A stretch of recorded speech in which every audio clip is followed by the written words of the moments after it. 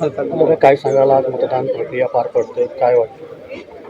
मी या ठिकाणी जवळपास आता जिल्ह्यामध्ये आम्ही आणि मंगेशदादा आम्ही फिरलो. आता इकडे संजूभाऊ इकडे बसलेले आहेत, त्यामुळे सगळीकडे जर आम्ही बूथची प्रक्रिया मतदानाची पाहिली तर जवळपास 90%च्या वरती मतदान झाल्याचं सगळीकडे चित्र आहे.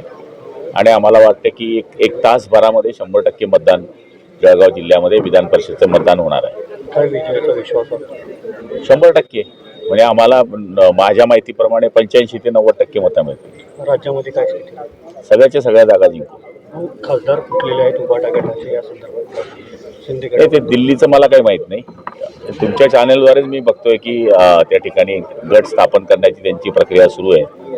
शेवटी आता तो सेंट्रलचा विषय असल्यामुळे, निवडणूक प्रक्रियेमध्ये आम्ही असल्यामुळे इतकं मला पूर्ण काही त्याच्यातलं माहिती नाही. शेवटी संजय राऊत म्हणतायत की पक्ष जर फुटला तर आम्ही तुम्हाला फोडू, नाहीतर जेलमध्ये जाण्याची तयारी. तर त्यांचं बोलणं कायम असतं. त्या आम्ही ज्यावेळेस गेलो होतो तर 40 रेडे गेले होते म्हणून ते म्हणले होते की मुंबईत पाय ठेवून दाखवा.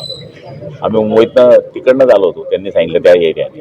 एक प्रकारे शिवीगाळ देखील करताय. त्यांना शिव्या देता येतात, पण आमच्या तर शिव्या त्यांना समजणार पण नाही. इतक्या वेगळ्या शिव्या आहे आमच्या ऐराणीमधल्या. एक दिवशी त्यांना मी देईल तेव्हा लक्षात येईल.